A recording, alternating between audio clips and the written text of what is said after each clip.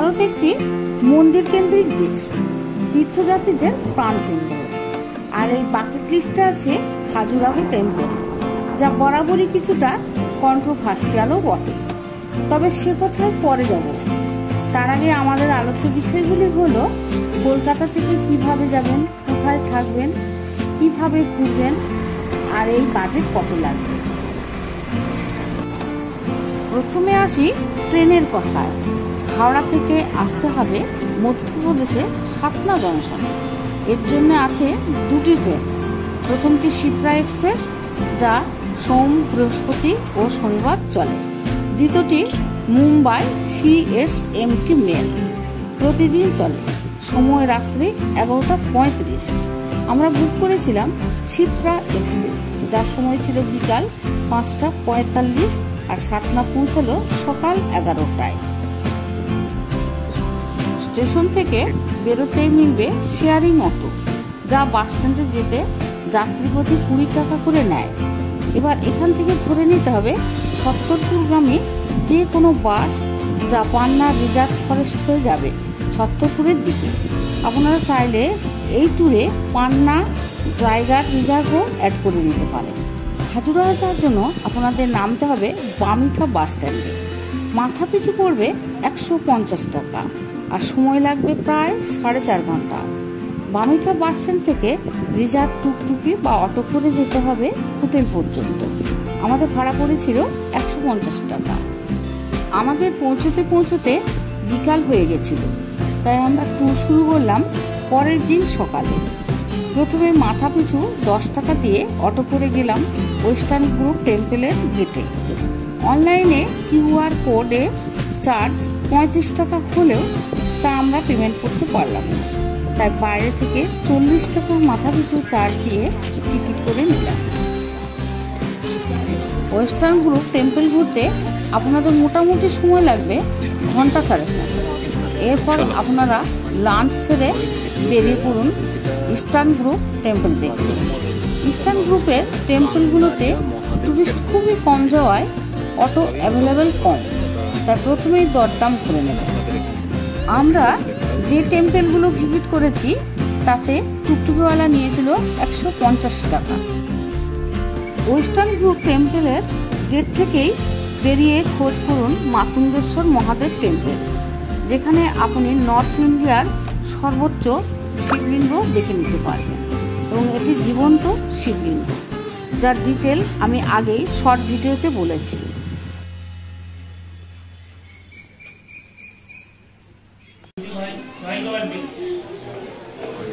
এবার আমি হোটেল বুকিংয়ের কথায় আসি।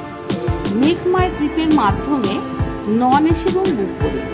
দুদিনে ভাড়া পড়েছিল 1200 টাকা। রুমগুলো খুব ভালো বলবো না, তবে ঠিকঠাক ছিল।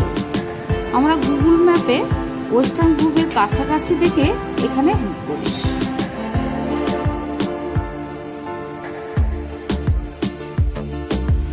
এখানে খাবার হোটেলেরও একটা ট্যুর দিয়ে দিই। আমাদের হোটেল থেকে 200 মিটার দূরেই ছিল জৈন ফুড রেস্টুরেন্ট লালজি। দাম অনুপাতে খাবারের পরিমাণ যথেষ্ট ভালো ছিল। একটা ফুল রাইসের দাম 100 টাকা হলেও তাতে দুজন লোক ভালো মতো খেতে পারে, আর খাবারের টেস্টও খুব ভালো ছিল।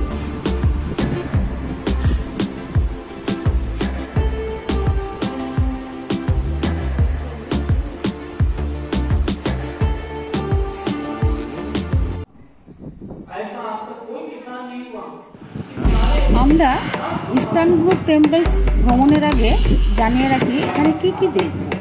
Pareshnath temple, Adinath temple, Brahma temple, Javari temple, Vaman temple. আর ওয়েস্টার্ন গ্রুপের মধ্যে দেখে এলাম Lakshman temple, Varaha temple, Lakshmi temple, Khajuraho temple, Kandariya Mahadev temple, Vishwanath temple, Nandi temple, Chitragupta temple ও মাতুঙ্গেশ্বর মহাদেব টেম্পল। আমার পিছনে দেখছেন আদি পরেশনাথ টেম্পল, যা আনুমানিক 950 থেকে 970 CE এর মধ্যে জৈন পরিবার দ্বারা নির্মিত হয়। তৎকালীন চান্দেলা রাজা ছিলেন দাঙ্গা, এর পাশেই অবস্থিত আদিনাথ টেম্পল। দুটি টেম্পলই লিভিং টেম্পল, অর্থাৎ এখানে জৈনরা বসবাস করেন এবং নিত্য পূজাও হয়।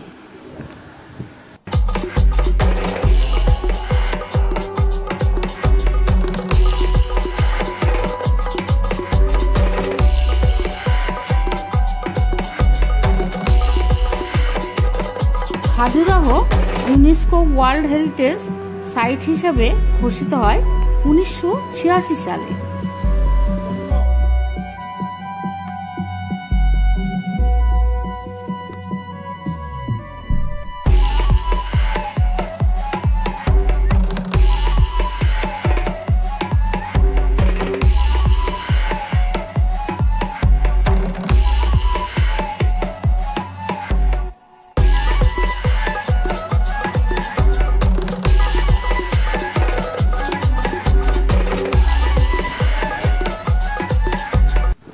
এতদিন আমরা জানতাম ভারতের একটিমাত্র ব্রহ্মা টেম্পল, কিন্তু আমরা খাজুরাহোতে এসে দুটি এক্সেপশনাল টেম্পল দেখি। প্রথমটি ওয়েস্টার্ন গ্রুপের বরাহ টেম্পল আর দ্বিতীয়টি ইস্টার্ন গ্রুপের ব্রহ্মা টেম্পল। এই দুটি গ্রুপেরই টেম্পলগুলি চান্দেলা বংশের রাজাদের দ্বারা প্রস্তুত করা, আনুমানিক 900 থেকে 1000 বছর পূর্বে, যা আজও অক্ষতভাবে দাঁড়িয়ে আছে। এই টেম্পলগুলো দেখার পর যদি মনে করেন চৌমুখ শিব মন্দির ও 64 যোগিনী মন্দির দেখে নিতে পারেন। আর কাছেই আছে রান জলপ্রপাত। তার জন্য প্রয়োজন ছিল আরও একটা দিন। আপনারা চাইলে এই দ্রষ্টব্য স্থানগুলো দেখে নিতে পারেন।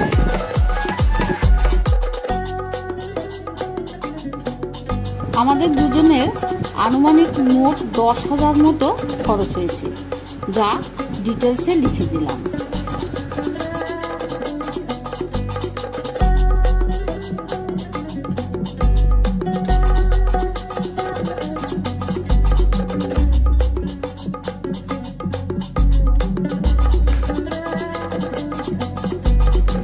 আমাদের ভিডিওর ইনফরমেশনগুলো যদি আপনাদের ভালো লেগে থাকে তাহলে অবশ্যই লাইক, শেয়ার ও কমেন্টের মাধ্যমে জানাবেন। সাবস্ক্রাইবের কথা আর আলাদা করে বললাম না, সেটা আপনাদের ভালো লাগার উপর ছেড়ে দিলাম। ভালো রাখুন আরও একটি নতুন ভিডিওর জন্য।